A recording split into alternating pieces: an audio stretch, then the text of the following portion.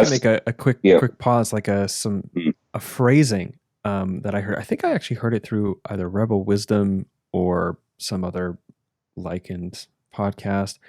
Was something to the effect that like there's a lot of sort of psychopaths in the corporate world because it really, there's a real that sort of disposition really fits in that world, mm, but that most people aren't. And yet they still act as though they are. And the reason is that they're being incentivized into psychopathic behaviors by psychopathic institutions that are founded on a race to the bottom kind of mentality, which is like, oh, if we don't cheapen and extort, we're going to lose out on the business that is going to cheapen and extort. And we need to, because of our investors or because this, because that, we have to do that. And so it's this race to the bottom. yeah, So like hearing you talk about your personal experience, I feel like this sort of conception I've heard elsewhere feels affirmed through your anecdote. yeah. And I'd say also is that workplaces are full of people with um, varying mental health issues and concerns. Look at the parenting style. Were they raised by an authoritarian parent, an authoritative parent, a neglectful parent, a dismissive or indulgent parent? That all impacts how they develop into adults, the parenting style, what's their attachment disorder in romantic and even business relationships, who's depressed, who's anxious, who's neurotic. All of that just kind of feeds into the whole global sort of company mess that just kind of is a breeding ground for these people with sociopathic and psychopathic traits to take advantage. Because let's face it, right? If you take somebody with a narcissistic personality disorder, they're very charismatic. They're very used to learning your vulnerabilities and building trust and love bombing you. And then once they've gained your trust, they know your vulnerabilities, they're going to exploit that. So whether that's a romantic relationship or a corporate environment, that is just fairly consistent all over the place. I don't want to come across as too cynical.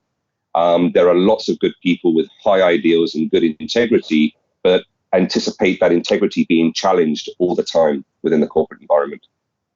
As a consequence, I assume, of the sort of higher order, the high context of what it is to thrive economically in our larger Mm, sort of the conditions and the structures of our socioeconomic systems globally, like that yeah, high context sort of bleeds down into sort of like each different nested expression of a relational or a business community context, even that the community is a work community.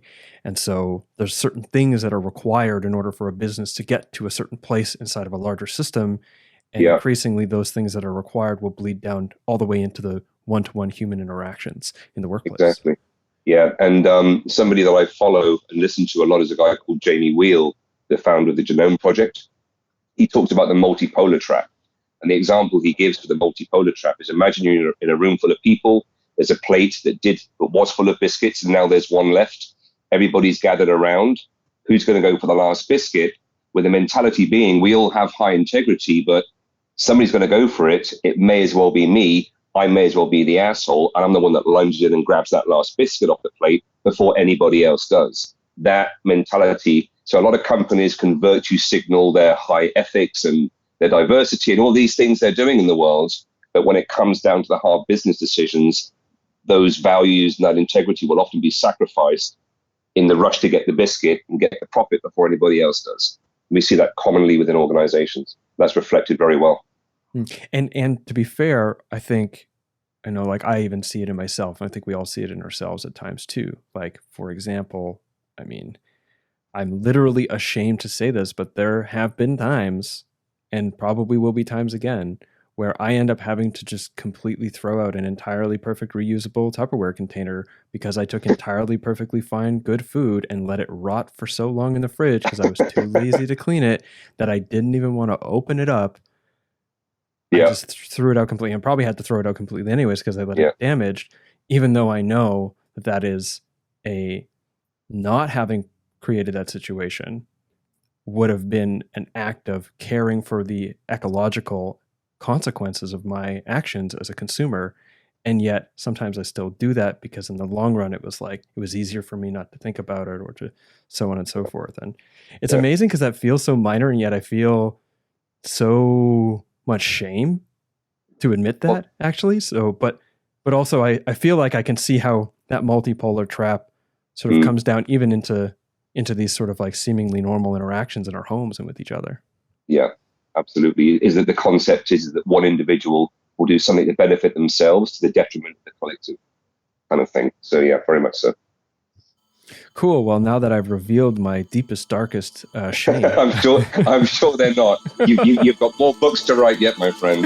okay.